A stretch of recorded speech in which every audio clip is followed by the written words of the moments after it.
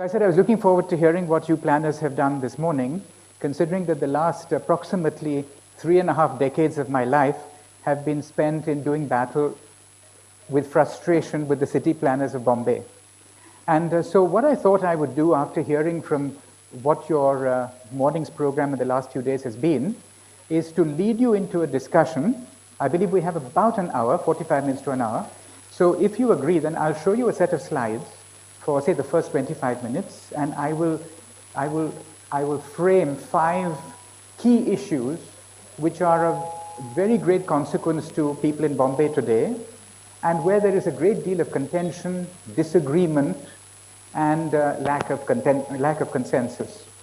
And hopefully that will give you some feeling of after you've produced your plans, and then you come head on against the citizens of the city who all have a varying range of needs and aspirations as to what the challenges then are of planners in a city of the size of Mumbai. What is interesting is that it seems to me that many of you have chosen to work on island cities with this, I suppose, this first Microsoft screen of a blue sky, emerald green seas, and palm trees. But you know, Bombay is an island city, and we often think it's a living hell.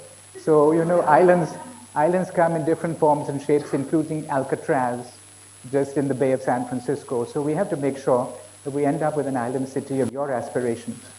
So let me say that as a trustee of the UDRI, the Urban Development Research Institute, which is one of many NGOs working in Bombay in the area of urban planning, design, activism, etc., when we heard 2 years ago that the Municipal Corporation of Greater Mumbai was planning to work on a new development plan for Mumbai, we recalled our terrible experience of 20 years earlier when the city planners had launched a development plan exercise.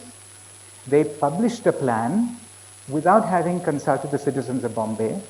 They gave them 60 days to give suggestions and objections. There was a huge public outcry. The period was further extended, and you won't believe it, but it took them 8 years after that to release the final plan, by which time the city had added another 1 million people. And by the time the plan implementation began, the city had added a further 1 million people. And so the plan was obsolete before it began. And so we thought this time, why don't we do 2 things? One is, let's try and find a way to mobilize public participation in what is actually a very complex exercise. The exercise of putting together all the components of a development plan which cover just about every aspect of your life and the infrastructure of the city. And then to find greater challenge, the opportunity to interact fruitfully with the planning authority, considering that the planning authority in Mumbai doesn't believe in talking to citizens. In fact, shies away from any type of engagement with citizens. So I want to show you in the first 20 minutes or so what we've done so far in the last 18 months that we have attempted to understand the development plan process, to try and make a larger constituency of lay people understand what that plan means for their respective locality in which they live, and then how to start a dialogue with the planning authority so that when sometime towards the end of 2013, when according to the timeline laid out by the planners, the first draft of the plan will be put to the public, it will already have had a great deal of input from citizens. Because otherwise what happens with all planning, generally under Regional Town Planning Act, is that the plan is pretty well cast in concrete, put out before it's due to be notified. You're given 60 days to give suggestions and objections. The government has some perfunctory hearings with you, and the plan is ultimately imposed on you the way the planners wanted. And we have to change that system of planning. And I have great hope and belief that it is your generation who, having worked on exercises like this, will bring about that change. Okay, so the first thing that we decided when we got together was, I guess you must have asked yourselves this question, I was not here when you started, to ask the question, what sort of a city do we want to live in? And how do we envisage the city of Bombay over the next 20 years as the plan evolves? And we learned that if you start simply getting into the planning exercise for transportation, water, housing, etc., if you don't fit within some type of a framework, of what are non-negotiable requirements. And it's generally a question of values. You impose a value system on, and it's fairly subjective, but you can say, for example, that if you're an island city, then one of the non-negotiable ideas should be that the public must enjoy the waterfronts to the greatest extent possible. If you are a city which happens to have inherited a wonderful portfolio of architectural monuments, then the preservation of that heritage becomes a non-negotiable idea. And once you've identified 10 or 12 non-negotiable principles, then as you start developing your plan, you have to try and make sure that if any of your planning initiatives is in contradiction to one of those principles, then you drop that planning initiative and you start afresh.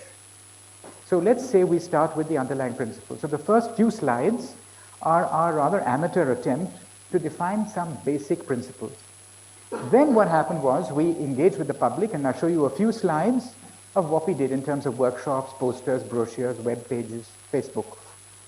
And then we had the first interaction with the municipal corporation, which led to a very serious, if you like, crisis between ourselves and them, because our first critical assessment of what they produced was somewhat devastating, and they had no idea that an NGO was going to get into the sort of detail which we did, and I'll show you how the mapping was done.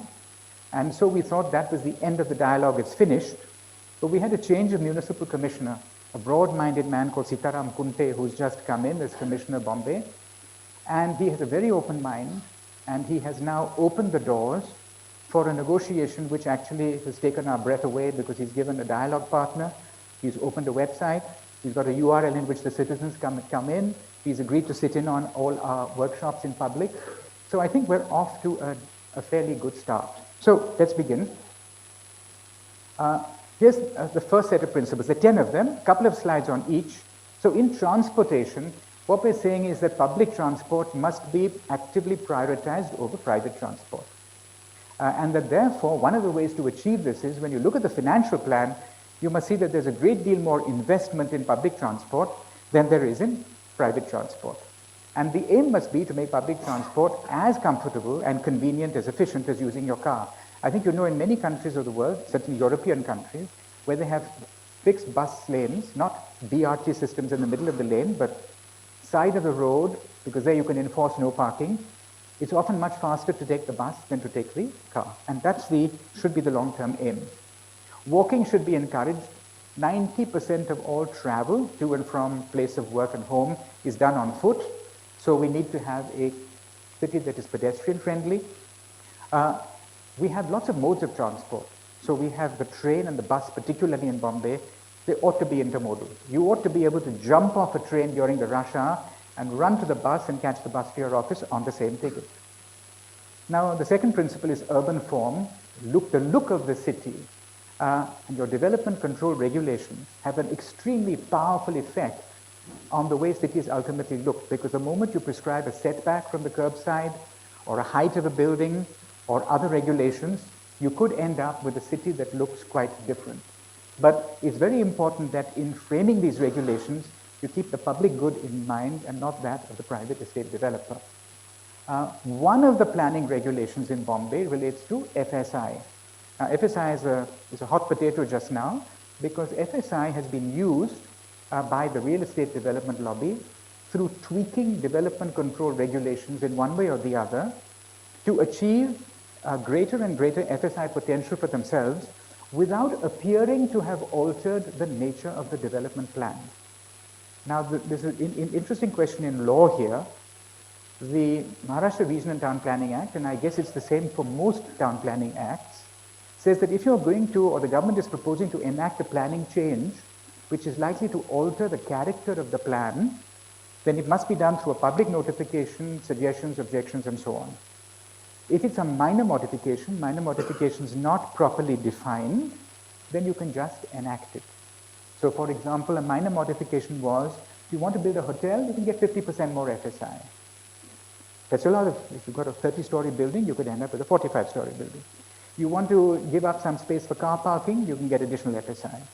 You want to put an IT office into your building, you can get another 50% FSI. You want to transfer TDR onto your plot, a transfer of development rights onto a plot from, say, a heritage building owner who's been deprived of adding to his building so he can sell some FSI, you can put that on your plot. And today we have a situation where we're just being confronted to take a decision in UDRI whether we want to file a case against a building in a highly congested street in Bombay, just off Kemp's Corner called Forget Street, where the government has sanctioned an FSI of 15 for a 60-story building on a plot in which there was a 3-story building. And that would generate, we estimate, 1,000 cars going in and out of that building every day, and the streets can't take that capacity. So hasn't the character of the area been changed by that one single regulation? And therefore, we've got to be alert to that. The planning of the built environment should also be based in relationship to what?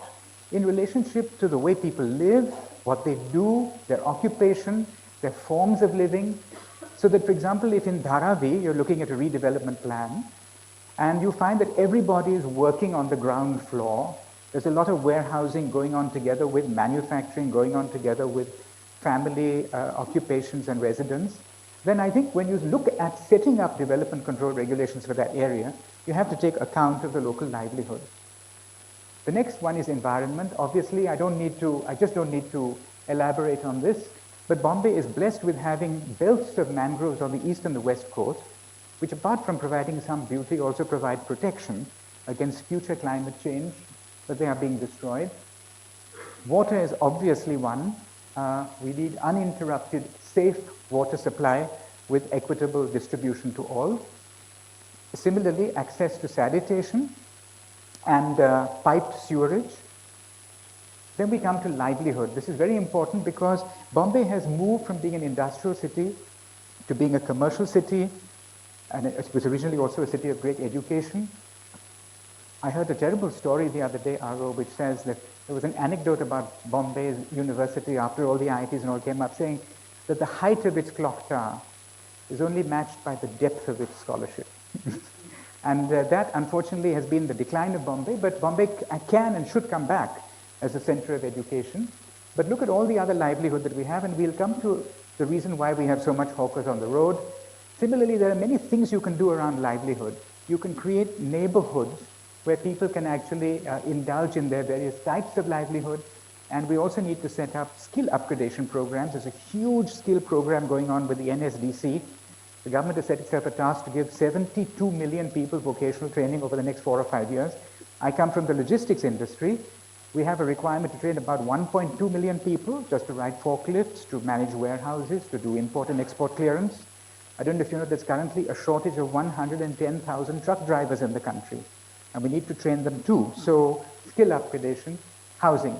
I think you all know a lot about housing, but the security of tenure should be a basic right of people.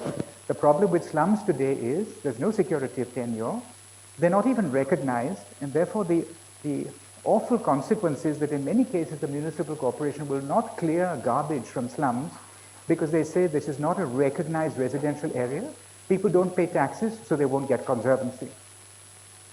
But your politicians will nonetheless go around every 5 years and give them voting cards. So who recognizes whom is an issue. Similarly, housing standards for the poor have seen through development control regulations, not of the city, but of an act called the Slum Rehabilitation Act, an enormous downgrading and degradation of building standards. So you can now build 14, 15, 18 stories. This is a slum rehab project which Sonia Gandhi came and opened about 2 years ago because it's named the Rajiv Gandhi Rehabilitation Awas Yojana Plan. And these buildings are in some cases, you can see very large buildings, not large enough for a fire tender to go through. So they effectively become garbage dumping areas and very insanitary. We'll talk about why this urban form is also unfriendly and unaffordable for the poor who do not know how to manage high-rise buildings. Then one more on the environment with regard to solid waste. In most countries, areas earmarked for landfill of garbage are already saturated, so you need to provide for them. Similarly, garbage collection ought to quickly get into segregation and recycling. And then the whole area of health, which follows and is linked to environment, and the need to set up medical facilities of the appropriate primary, secondary, and tertiary level. The last but one is accountability. Bangalore has been a pathbreaker in this. But you really want a situation where every department of your planning authority, whether it's a fire service or the water and sewerage service or the conservancy service, presents itself to the public every 6 months or once a year in terms of what its targets were for the year and how well has it achieved them. And governance, which is what we're talking about today, which is that you must involve the local community at all times through public discussion. And that doesn't mean grandiose projects like the development plan, but even if you plan to dig up the road outside your locality, a signboard must come up 15 days before that. There must be a website where you can raise a query. There must be a start date, finish date, and project cost and name of the contractor and his number. Okay, so let us assume that we have some general agreement about those principles, and I'd be very happy to hear a critique of those later on. Now, what the government then did was, and what we engaged with them is, how are you going to set about the plan? So they said, we had a development plan, which is 20 years old now, and we had a series of development plan maps. I'll show you one of those in a moment. And those development plan basically does what? It defines the land use of your city in a geographic, in a spatial sense, by creating different zones which are color-coded: commercial, industrial, residential, maybe commercial 1, 2, 3, giving you different gradations of industry intensity, open spaces, markets, schools, hospitals. The color code for a development plan map runs into about 40 or 50 different shades of color and hatching. And so that's very critical, because if, for example, you had a little maidan or an open space or a garden next to your home, and you discover in the development plan for the next plan that that's disappeared and is going to be replaced by an office block, then you ought to be able to raise a query and say, why is this happening? And so to be able to read and understand a land use map by individual citizens in their locality is a very important requirement.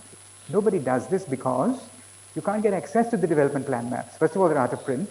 And when they were initially published, they're very large sheets, beautifully hand-drawn in the old days, now based upon satellite imagery. But they're very expensive and they're not available. But we have one great advantage today, which is that now they're available with the municipal corporation on their computerized databases, and under the RTI, you can actually ask for soft copies to be made available to you, which is what we did. So when the first draft of the existing land use plan, the ELU, came out, we subjected it to scrutiny. So we're going to end up now with 3 plans. Just a little aside, the population of Greater Bombay is now estimated to be close to 16 million. But in 2001, when this plan was actually supposed to come to an end, the population was about 12 million. So really in the last decade, we've had another 20% increase in our population. So what we did was, we looked at the various components of a plan and we said, what are the key elements which we ought to pay attention to in terms of amenity and standard of living? And so we set up these 12 or 11 working groups. Each of them is headed not by an environmentalist or a UDRI person, but by an expert drawn from civil society. The finance one, just to give you an example, the finance one is headed by Ajit Ranade, who is the chief economist of the Aditya Birla Group. Similarly, and we're about to add one more, which is IT, because we now realize that not only do we want to see a lot more IT in governance, but we also have this idea that the World Bank is interested in making broadband available on a much wider basis for access to the poor. And just talking to Aro before this, how much broadband is a requirement for education. And in a sense, every secondary school, municipal school in a city ought to have a broadband connection. All of that is very difficult and expensive today. So we set up, this was just the round 1, which goes back to a year ago. So during the 6 months of last year, all of these groups met and they used the principles that we set up to start looking at what they wanted to see in the plan. In order to fortify our understanding, we carried out a citizen survey. We surveyed many thousands of people. I think the sample was something like 6,000 to 7,000. It was professionally done. And I'm just giving you the sections on livelihood, water, and energy and housing. Very interesting questions. In the housing, the question is, what's the size of the area in which you live? How many people live with you? Do you have an inside bathroom? Do you have access to bathing facilities? If not in your home, where? What sort of rent do you pay? On power and water, do you get uninterrupted supply? What do you pay? Whom do you pay? Etc. And it was interesting, oh dear, I think we've lost the percentages on the right-hand side. Yeah, we've lost the percentages, but the prime, the most important thing, I think the subject heading is, what do you find most important to you in order of priority? This is the way it came out, that housing is by far the most serious issue for the residents of Bombay, followed by access to schools, followed by access to clinics. Nothing new over here. But what was interesting is that we found that water, environment, transportation, public space, energy, governance was relatively not as important to them as this. So we're at an early stage where people are still trying to meet their basic needs in the city of Mumbai. Just to give you a flavor, we had so many of these meetings, all of these different groups. And so then we started the process of workshops. We tried to partner with different organizations for workshops. Our first workshop took place, actually this is the second workshop. This one was Rahul Mehrotra brought a group from the Harvard University Graduate School of Design. So they helped us to understand and work on mapping. We've set up a website of our own. We've created brochures. Whenever there's a public exhibition, we exhibit. And then this was our third workshop, where we tried to explain to the public how to read an existing land use plan. I won't go into the details of the arduous time we had in trying to get hold of a copy of this plan from the BMC. They refused to give it to us, so we went under RTI. We had to make appeals to the commissioner. We finally got an answer.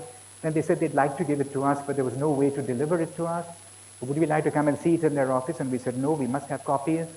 They said they couldn't get it out, so we went and we took pen drives and got it out.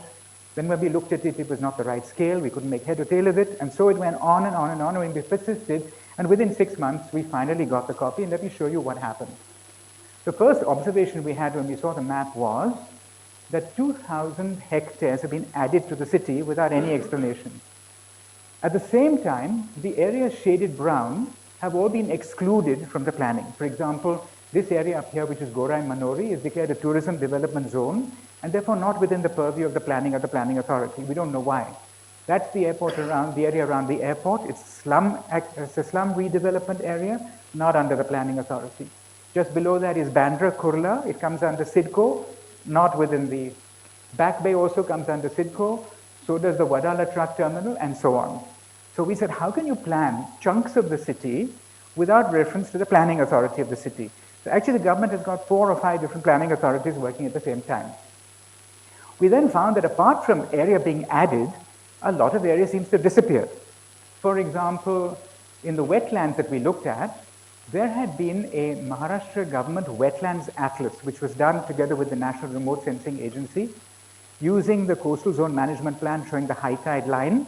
And it's a good study, a strong study. And so we took all the delineation of wetlands, mangroves, etc. from those maps, and we superimposed them on the maps given to us by the BMC. And we found that 32% of the mangroves had disappeared, 60% of the salt plan, and 79% of the intertidal marshes. We then looked at open spaces. Now in 1991, the development plan said that there were 3 square meters of open space per capita. Then there was a survey done in 2007, which has been our benchmark study, of 1.77 square meters per person.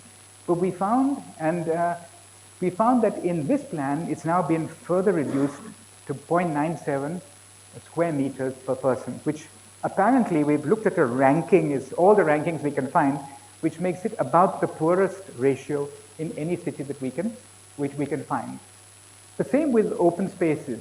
Now, what we did was, sorry, I need to go back here.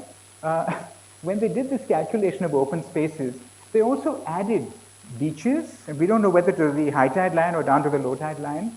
They added gymkhanas, which are private. They added the promenades, the marine drive. They've added city forests.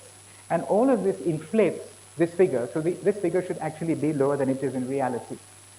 We did a calculation for open spaces, and we added back all the playgrounds, recreation grounds, parks, gardens, even swimming pools, even private swimming pools, and we still ended up with the fact that the open spaces now come to a total of only 1,200 hectares out of Bombay's land area, about 47,000 hectares.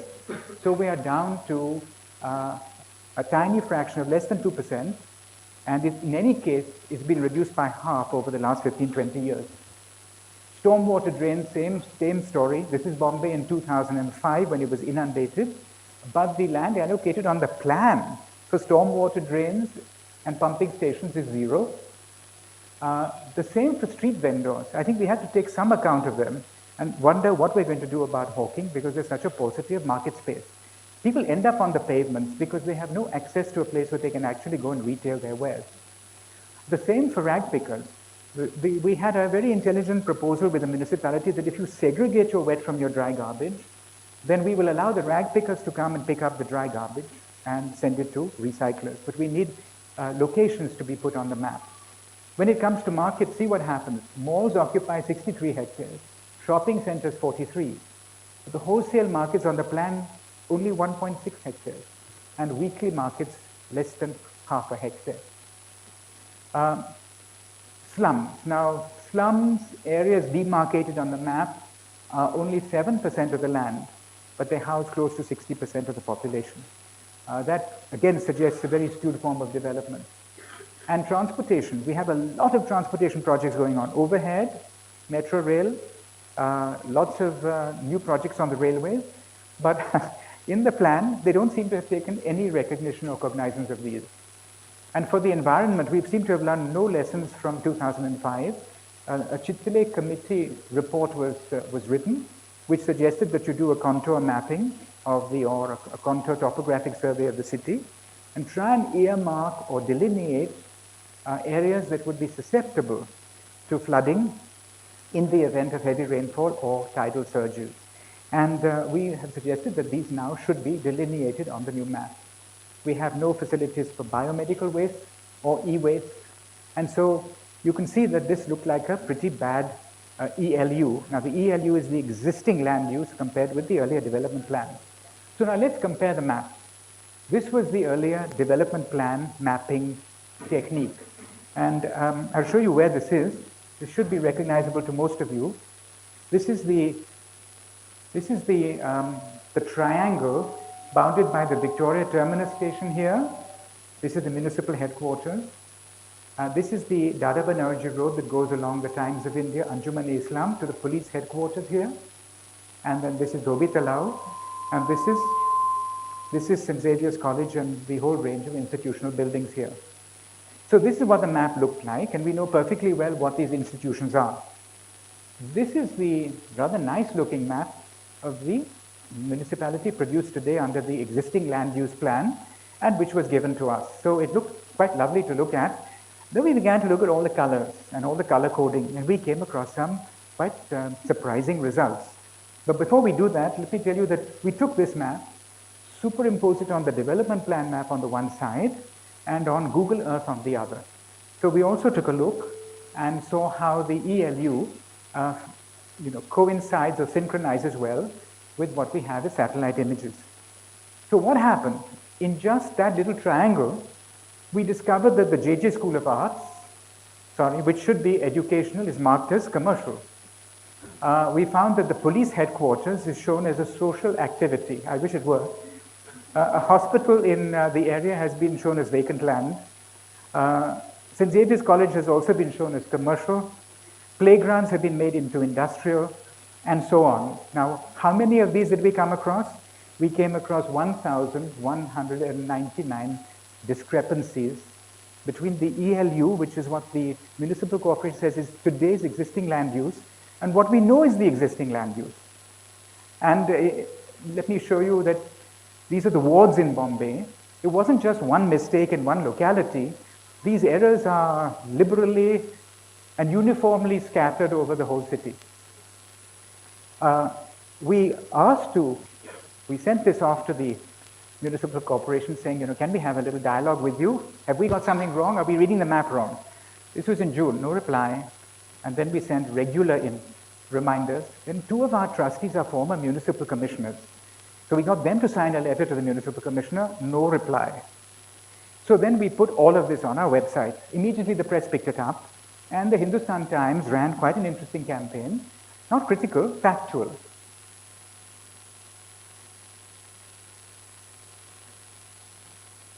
And then we asked for a meeting with the corporation, and the new municipal commissioner said, come and meet me. So we said, this doesn't look too good, so what do you recommend us to do? We'd like to talk to you about them.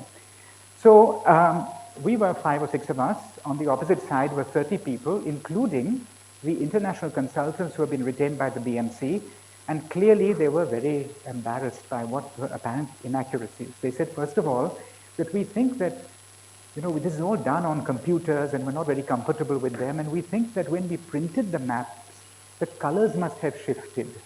So we said, okay, if the color went from red to blue, which means, say, educational to commercial, then that should be uniformly true, shouldn't it?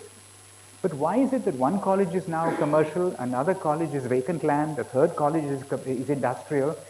So then they had no answer for that. They had no answer for why their wetland measurements didn't tally with Maharashtra government. They tried to say we must have taken a different coastal zone regulation, high tide line. So we said, no, the footnote to your map says it's drawn from that atlas. So then they were squirming for a bit, and finally the municipal commissioner took a view that we have to have a dialogue with you guys. Your work seems to be of sufficient quality for you to be an acceptable partner for us to have a dialogue with. What do you want us to do? So we said, first give us a person whom we can talk to. So we got the number 2 in the Chief Engineer Development Plans office. We said, why don't you open a URL and invite the public to come in? Number 3, in each ward office, put up a copy of the ELU for that ward and allow people to come and take a look at it. And then we will run workshops ward by ward by ward and come back to you with some feedback. And so that's exactly what we're doing now. And so I finished now this set of slides, and I want to come to just the last bit to provoke you with some questions. Now, this is just the beginning of a planning exercise. But when you start planning, then you have a whole lot of issues and constraints within which you have to plan. And then you have to make choices. And choices involve trade-offs. They involve financial trade-offs, but more importantly, they involve social and cultural trade-offs. Social trade-offs you know perfectly well. For example, are you going to give more space for housing? Are you going to create more streets for pedestrians? Cultural? Well, at the moment, the Maharashtrians of Bombay, or some of them, want a memorial for Bal Thackeray on Shivaji Park, which is, thank heavens, in the last notification issued only 2 months ago, now listed as a protected heritage space. So at least the Chief Minister has a good reason to say that you have to remove that temporary memorial which you had used for the funeral pyre of Bal Thackeray and return the area to being a playground, which is what it's supposed to be. Now, these are all very difficult issues which you have to contend with in the real world. So at the end of the day, quite often, the framing of a development plan ends up by becoming a political exercise. And therefore, it's very important for us to be able to clearly express non-political but essential social and infrastructural requirements. So let me take just 5 points, and hopefully they'll trigger a discussion. The first is around planning and urban form, and all I'm going to do is to indicate to you the choices and the trade-offs that you often need to make. I talked about unlimited FSI. So Bombay has a uniform FSI of 1.33 for the island city and 1 for Greater Bombay. Frankly, it should be the other way around, because the island city is losing people. The Greater Bombay area is gaining people, so you need to give them more space, but it happens to be that. And once you create an artificial restraint, it's like telling everybody, we're going to give you all Ferrari motor cars, but the speed limit on the roads will be 20 kilometers per hour. And people are not going to observe a rule of that kind. And so Greater Bombay is certainly not going to observe an FSI of 1. They will find one way or the other to subvert the FSI. The other is we have entirely turned our back on the city's waterfront. And think of the entire eastern coastline of Mumbai, which is occupied by the docks for a third of the area or a quarter of the area. But the next section, going all the way up from, if you like, from Princess and Victoria Dock, which is very much in South Bombay, is filled with bandars of various kinds, hay bandar, dana bandar, kerosene bandar, or derelict shipyards, shipbreaking yards, godowns, which need to be returned to public use and a new waterfront created. It's my vision that in another 20, 25 years, the eastern seaboard will come back to life. Heritage conservation. This is one thing in which Bombay has begun to make strides ahead of other cities in the country, but it's still very fragile because we have only now a little over 1,000 buildings listed in Bombay. And remember that the city of London, can you guess how many buildings they have listed? Over 100,000. The difficulty here is we've slapped a restrained order on people who own heritage buildings from developing their buildings or adding to them, but we haven't given them any financial incentive or compensation. And of course, open spaces. The second area is to make choices on housing. The Slum Redevelopment Act is a curse because it offers free housing to the slum dweller by making a private developer come in, build that free housing, in return for which he gets a part of the land and a lot of additional FSI. So his incentive, and it's created a moral hazard, is to squeeze the slum dwellers into the smallest possible area, so you give them high-rise buildings, which they are unaccustomed to live in and cannot afford to manage. What happens when your water pump to take your water up to the 15th floor tanks gets out of order, you've got to repair it? These are not people who know how to have AMCs for their water pumps and so on. What happens when the one lift in the building needs to be repaired and it's not overhauled, and children get stuck in their lift? So free housing has converted horizontal slums into vertical slums. And the argument of the city government is we don't have any land, but there's a lot of land, which I showed you in that map, that could be available. And you don't need too much land if you follow a low-rise, high-density scheme of slum development. And there are many different models. And that's why one of the models, which Cyrus Patel is very famous, very, very fond of showing people, and is he coming to talk to them tomorrow? Yeah, Cyrus has often taken people to see Charkop, which was a slum redevelopment project financed by the World Bank at a time when sites and services schemes were available from the government. That is to say, the government would say, we'll allow this slum redevelopment in situ, but we clear it out, we put in a water connection, we put in an electricity line, and we put in a sewage pipe, and you have your plinth. Now you go and get some finance and build your own home within certain regulatory restrictions. And that is Charkop. And it's not a very fancy place, but it works so well, beautiful environment, because people have security of tenure, they have built their trees, they have a little open ground, they have shops on the ground floor, they live on the first floor. It's an interesting and innovative, self-built, World Bank funded project. Compared with Chandivli, which belongs to this model, builder came in, stuck everybody into high-rise buildings, and within a year or two of it being built, it already looks as if it is 15 or 20 years old, and people will want to leave them sooner than later. Transportation, I've discussed some of the issues with you, but look at the choices you have. We're arguing as to whether we want to extend the sea link along the western harbour, the western coastline of Bombay, or whether we want to build viaducts, that is to say, roads above the existing roads. Cyrus Patel is very against the viaducts, because if the roads are narrow, it means that the air quality below the viaduct becomes very polluted. It's a terrible thing for people who live on the ground, first and second floors, in terms of health. And then you have to see whether you're building a viaduct on the right arteries, because these viaducts are now all being built to reach Nariman Point, from where actually business is exiting in large numbers. Approximately 40% of the real estate built up area in Nariman Point is vacant and available for sale today. So these are old plans which have been overtaken by time. Do we want underground metros, which really is a good solution for cities, but probably unaffordably expensive for Bombay? And we can see what the overhead rail project of Anil Ambani has done from the Versova to Ghatkopar link. It has destroyed the arteries for the last 3 or 4 years. There seems to be no sign of it coming to an end. And the municipality have given them very high FSI within the surrounding nodes of each railway station, and they haven't widened the road. So we will get, again, enormous congestion, and the whole idea was to decongest traffic on the roads, but it will have the opposite effect. Why not make existing systems more efficient? The railways have often said that given maybe a few hundred crores, they could improve the signaling system and increase the speed of trains by 50 to 60%. And in all of this, nobody thinks of the pedestrian. Disaster management and mitigation, we've got lots of lessons to learn from the floods of 2005.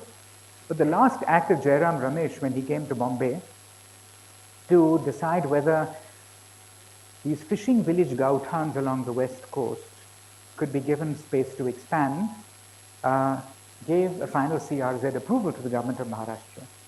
And the consequence of this is that there will be very significant additional construction of ground plus 2 and 3 right adjacent to the high tide line on a large part of the western seaboard of Bombay. And if there is another 2005 with a strong surge, and you know the forecasts for your 100-year flooding and your 50-year floods are changing with climate change. And these will now take place more frequently. And Aro has done I had the privilege of seeing a disaster management plan that he prepared for the government of Gujarat many years ago. And it seems to be a benchmark of the quality of work that needs to be done by states. We need to bear that in mind, because quite a lot of the work that we're doing along the seashore will probably be washed away in the next 20 years or so. The other thing that's happening is that as all this high-rise construction takes place, large areas are being hard paved. And that's why flooding in the city has become such a chronic problem, even with minor rainfall, because there's a runoff from these plinths, which are now built at a higher level than the street line. And anybody who doesn't live in a new building tends to get flooded out.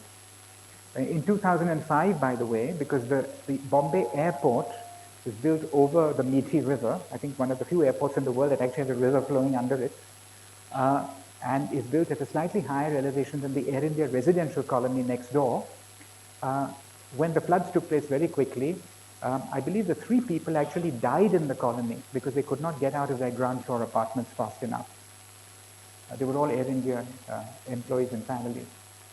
And the last one is involving the citizen in planning. We have to somehow or the other make this aspect of our planning non-negotiable. Well, thank you very much, and let's have a discussion.